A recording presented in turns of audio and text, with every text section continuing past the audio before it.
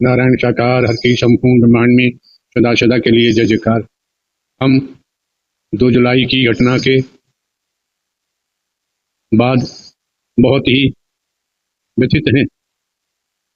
प्रभु हमें बस संगत को इस दुख की घड़ी से उबरने की शक्ति दें। सभी शासन एवं प्रशासन पर भरोसा बनाए रखें। हमें विश्वास है जो भी उपद्रवकारी हैं वो बख्शे नहीं जाएंगे। हमने अपने वकील डॉक्टर AP सिंह जी के माध्यम से कमेटी के महापुरुषों से ये प्रार्थना की है कि दिवंगत आत्माओं के परिजनों एवं इलाजरत घायलों के साथ जीवन पर्यंत तन से खड़े रहने का आग्रह किया है, जिसको सभी ने माना भी है। सभी इस जिम्मेदारी को निभा भी रहे हैं। सभी महामंत्र का सहारा न छोड़ें। वर्तमान समय में वही माध्यम है। सभी को सद्मति और सद्बुद्धि प्राप्त होने की इच्छा रखते हैं। नारायण साकार हर की संपूर्ण ब्रह्मांड में सदा सदा के लिए जय जयकार। शाहजहांपुर जिले का एक थाना लगता है कांठ, और इसी कांठ थाने का एक छोटा सा गांव है जिसका नाम है भमोरी। इसी भमोरी गांव के रहने वाले 3 सदस्य एक साथ बाबा के सत्संग में जा रहे थे। अचानक जब ये खबर निकलकर सोशल मीडिया के माध्यम से और न्यूज़पेपर और टीवी चैनलों के माध्यम से सामने आती है कि हाथरस में सत्संग के दौरान 122 से 23 लोगों की दर्दनाक मौत हो गई और भगदड़ में उस परिवार के भी कुछ लोग शामिल थे, तो बहुत चीख पुकार मच जाती है और उस परिवार में भी रोना पीटना मच जाता है। तो क्या हुआ था इस पूरी सच्ची घटना में, आज हम आपको बताने वाले हैं। दोस्तों, एटा जिला उत्तर प्रदेश का एक बड़ा जिला है। इस जिले को काटकर एक दूसरा छोटा जिला बनाया गया है जिसका नाम है कासगंज, और इसी कासगंज जिले का एक थाना लगता है पटियाली, और इसी पटियाली थाने का एक छोटा सा नगर है, एक छोटा सा कस्बा है जिसका नाम है बहादुर नगर। और इसी बहादुर नगर का रहने वाला एक व्यक्ति जिसका नाम सूरज पाल था, उसने अपने करियर में कुछ करने की सोची और इसलिए उसने सिपाही की भर्ती का फॉर्म भरा। और सिपाही की भर्ती उस समय कक्षा 8 पास करने के बाद ही हो जाती थी, और इसलिए इनकी भर्ती हो जाती है और ये सिपाही बन जाते हैं। उत्तर प्रदेश के एक विभाग जिसे LIU के नाम से जाना जाता है, उसमें काम करते हुए इन्हें काफ़ी वर्ष बीत जाते हैं।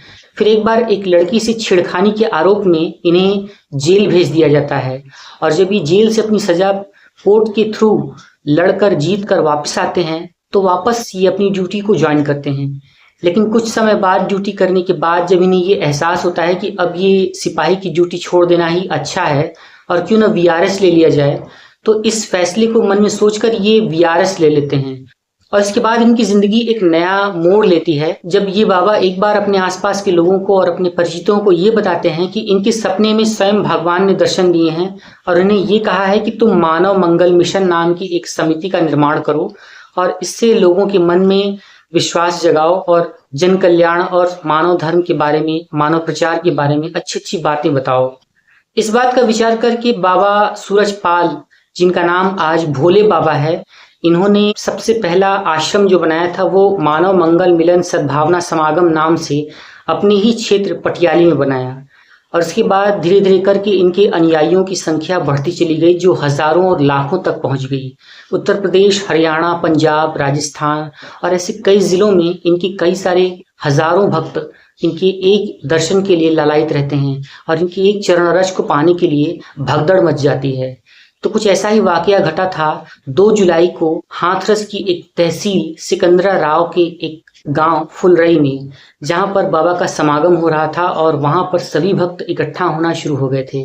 लेकिन किसी को भी ये नहीं मालूम था कि अभी यहाँ पर भगदड़ जैसी स्थिति होने वाली है और इसके बाद का जो मंजर होगा वो देश और दुनिया में प्रचारित हो जाएगा और 123 लाशों से उत्तर प्रदेश गमगीन हो जाएगा। दोस्तों, जब नारायण साकार हरि उर्फ भोले बाबा जब अपने सत्संग के कार्यक्रमों में जाते थे तो उनके सत्संग के कार्यक्रमों के लिए बहुत पहले से ही लोगों की भीड़ इकट्ठा होनी शुरू हो जाती थी।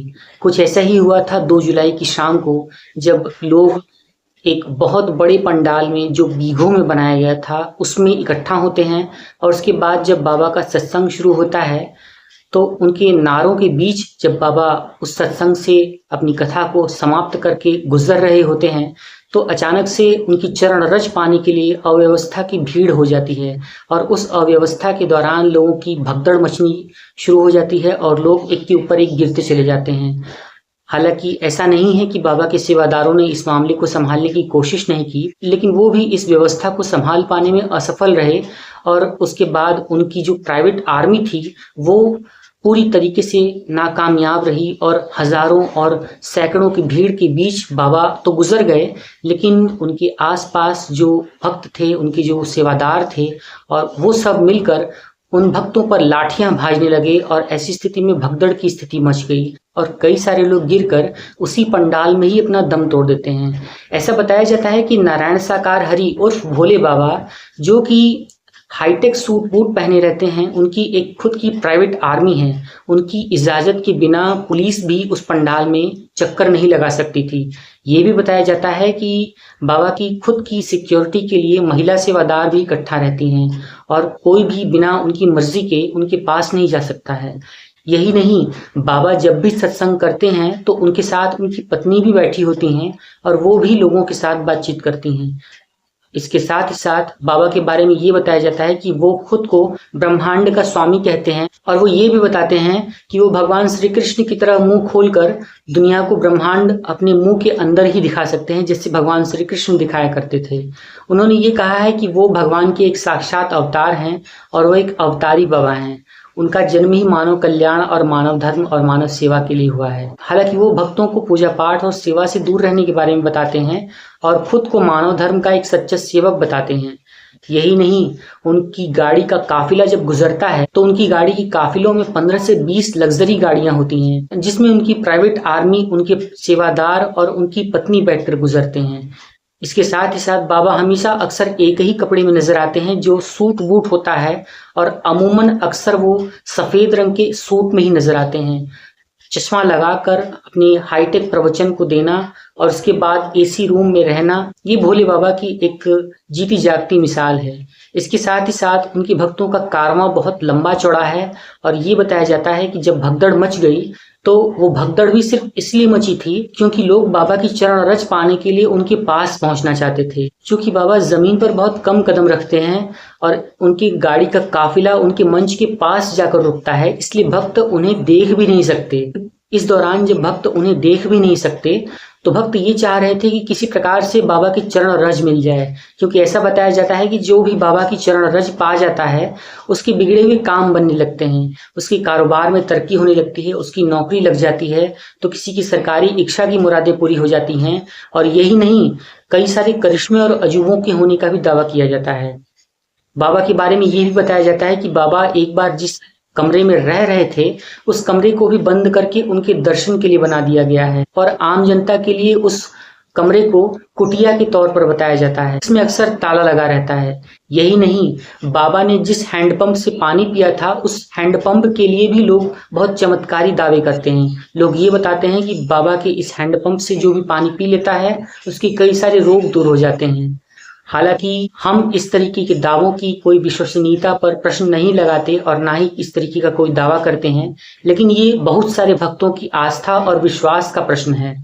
इसके साथ ही साथ बाबा के बारे में ऐसा बताया जाता है कि बाबा के पास वीवीआईपी लोगों की एक पूरी लिस्ट है।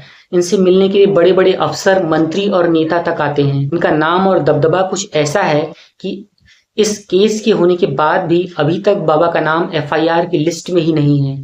इसके साथ ही साथ बाबा इतने हाईटेक और इतने अमीर हैं कि उनके नाम पर कई सारे सेवाश्रम और कई सारे आश्रम चल रहे हैं। उनका खुद महलनुमा एक आश्रम है जिसमें बाबा अपने सेवादारों और अपनी एक प्राइवेट आर्मी के साथ रहते हैं। दोस्तों, आज की जो सच्ची घटना हम आपको बता रहे हैं, इस पूरी सच्ची घटना को सुनाने का उद्देश्य किसी का भी दिल दुखाना, किसी का भी अपमान करना या बाबा के प्रति हमारी शंका जाहिर करना या बाबा का अपमान करना कतई नहीं है। दरअसल हम उन 123 मौतों के प्रति हुई इस घटना के प्रति दिल से सच्ची संवेदना व्यक्त करते हैं और ये बताना चाहते हैं कि इस तरीके की जब वारदातें होती हैं तो अव्यवस्था की स्थिति किस प्रकार से उत्पन्न होती है और इस प्रकार से जो घटनाएं घटती हैं उनके प्रति कौन जिम्मेदार है, कौन इन घटनाओं का दोषी है। दोस्तों, हाथरस सत्संग कांड जो कि 2 जुलाई 2024 को घटा था, जिसमें 123 लोगों की दर्दनाक मौत हुई थी, ये कोई पहला वाकया नहीं है। दरअसल इससे पहले भी मई 2022 में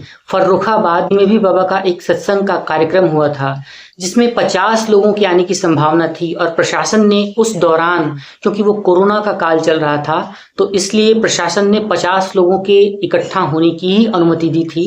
लेकिन 50 लोगों को छोड़कर उस कार्यक्रम में 50,000 लोगों की भीड़ इकट्ठा हो गई थी, जिसे देखकर प्रशासन ने भी उस समय आयोजकों के खिलाफ एफआईआर दर्ज की थी और उस पर कार्रवाई की थी। तो ये कोई पहला वाकया नहीं था जब इस तरीके की दुखद घटनाक्रम घटी है। इसके पहले भी वाराणसी में इस तरीके का दुखद घटनाक्रम घटा था, जब एक सत्संग कार्यक्रम में भगदड़ में हजारों लोगों की जान चली गई थी। तो दोस्तों, इस तरीके की जो वारदातें होती हैं, ये कहीं ना कहीं हमें एक सचेत करती हैं, हमें जागरूक करती हैं कि हमें इस तरीके की भीड़ भरी जगहों पर अवॉइड करना चाहिए, दूर रहना चाहिए और इस तरीके की भगदड़ भरी स्थिति से बचने के लिए पहले से ही तैयार रहना चाहिए। आप क्या कहना चाहेंगे इस पूरी सच्ची घटना के बारे में, आप हमें कमेंट बॉक्स में ज़रूर बताइएगा। और हम उन सभी परिवारों के प्रति जो इस दुखद दुर्घटना क्रम में मारे गए हैं, उन सभी 123 परिवारों के प्रति दिल से संवेदना व्यक्त करते हैं और सच्ची घटना और अपने सभी दर्शकों के माध्यम से उन्हें और उनके परिवार को ढांढस देते हैं और मृतक आत्मा की शांति के लिए दिल से प्रार्थना करते हैं। दोस्तों, कमेंट बॉक्स में आप सभी उनके प्रति 2 शब्द जरूर कहें और अगर आप इस सच्ची घटना चैनल पर नए हैं तो प्लीज़ इसे सब्सक्राइब करें और बेल नोटिफिकेशन को ऑन करके ऑल पर सेट कर लें, ताकि आपको हमारी आने वाली हर लेटेस्ट वीडियो सबसे पहले मिल सके और आप देश और दुनिया की नई नई खबरों से रूबरू हो सकें। एक नई सच्ची घटना के साथ हम फिर मिलते हैं। तब तक के लिए आप सभी अपना अपना ख्याल रखिए, सुरक्षित रहिए और अपने आसपास के माहौल पर नज़र बनाए रखिए। धन्यवाद।